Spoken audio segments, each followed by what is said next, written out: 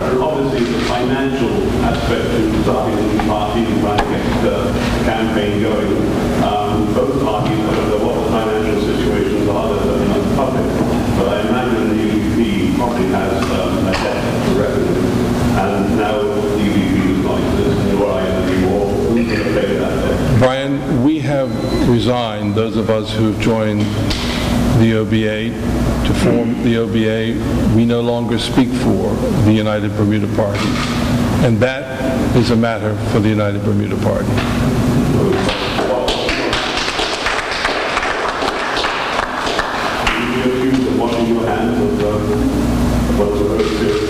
I may, and my colleagues may be accused of any number of things, and that is one that I don't think will wash. And I'll tell you why.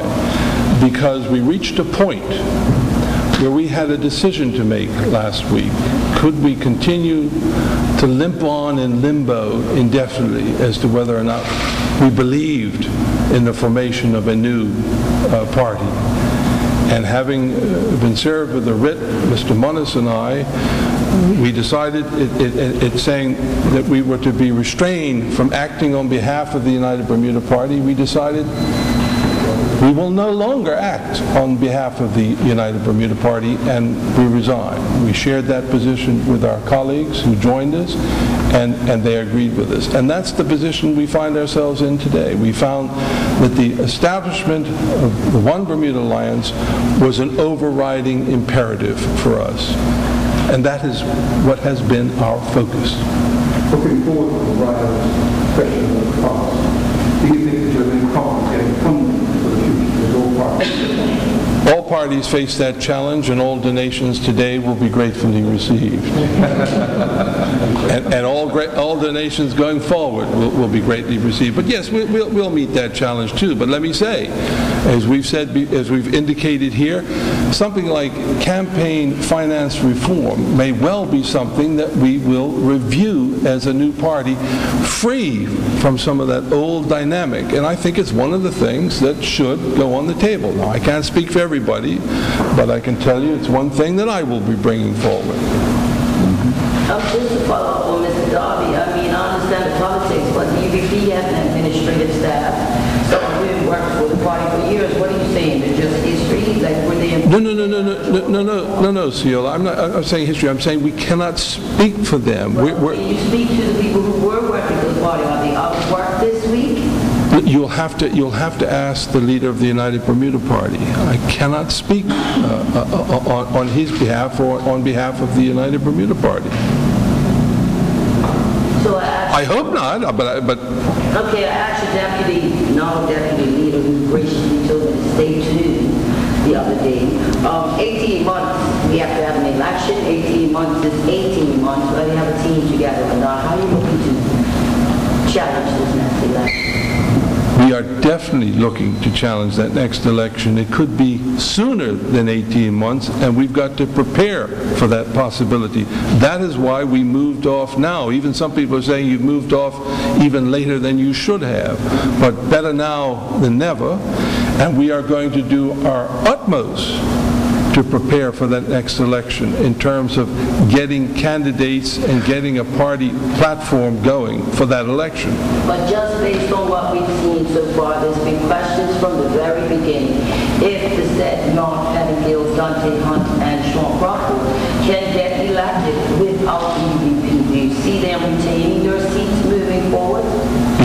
You know, these are issues that we're going to face. I can't jump that way. What I can tell you is this, that we have all agreed that all of us have to apply to become candidates to represent the One Bermuda Alliance at the next election.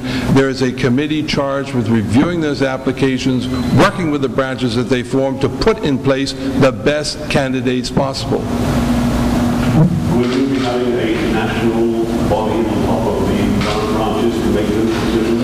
There is under our, I think the draft provisional constitution is on the website. Indeed, was another one of those badly kept secrets. It was out a long time ago. There will be what we call a candidate selection committee comprised of a number of individuals we have agreed upon who will receive those applications and make some early determinations. But they will consult with the branches, whether they be regions or actual constituency branches, to make sure that we get in place the right person who we think will win that particular area. Is it going to be easy? Never is easy. That's why in the past you've had primaries. And so we will employ that process to the best of our ability to get the best people. Are there any other group candidates from the UPP days that you would want to vote to bring forward in the OBA?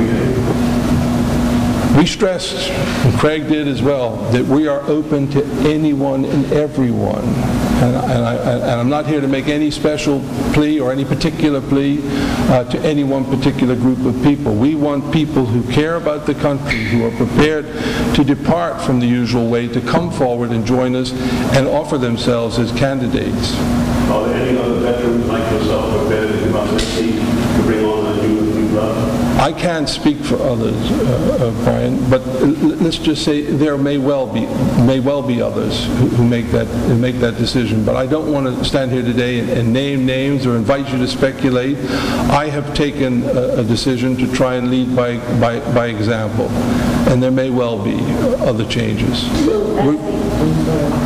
Yep. So as the interim leader, how are you viewing the one track record we have so far? That's the by-election resulting from Dr. Brown's departure. We saw some indicators that the BBA was not a force to be reckoned with. Just moving forward with today's developments, based on what we've seen so far, how do you think you're faring? Or how do you think you'll fare with an election in 18 months? Let me tell you, let me put it this way. I think we prefer to look at it that we're starting right at the beginning of the race in terms of, and we make no predictions at this time. We make no prognostications. We've got to choose the right people in the right area, and we believe that in developing this new party, and as we develop, ZBM, as we go forward, that this is the way to go, and we hope that the past will be no determiner of the future. Okay, well, that's easier said than done. Well, of course it's easier. What I'm really getting at is one of the public sentiments is that this is just a new group, same faces, under a different name. Realistically, 18 months away, how do you think you're going to change that? By working hard at it. And let me just say, I've heard that criticism already about putting old wine in new bottles. For those who know their scriptures, what the scriptures admonish us to do is to always put new wine in new bottles. And that's why we are starting and creating today a new bottle, in the hopes that those people who are unhappy and discouraged and have been turned off by politics today will form part of that new wine, so that we can be successful at the polls. We believe the country's crying out for it. That's what the polls tell us. That's why we've taken the step we have, because we think this is what people want. Well, I think disenchantment with the government will factor into that. How do I think it will be a factor?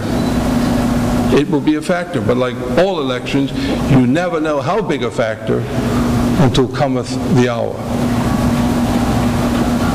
And in the last third of your opening address, you spoke about people taking active role in the development of the shadow borders.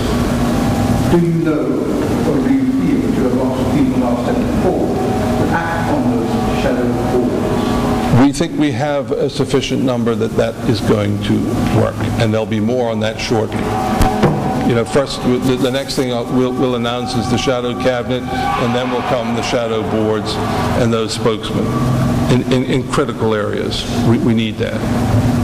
It's a way, to get around the politics as usual, where you're stuck with just people who speak in the House. You need to give people an opportunity as well, people who want the opportunity and who have something to say, and that's the purpose of that.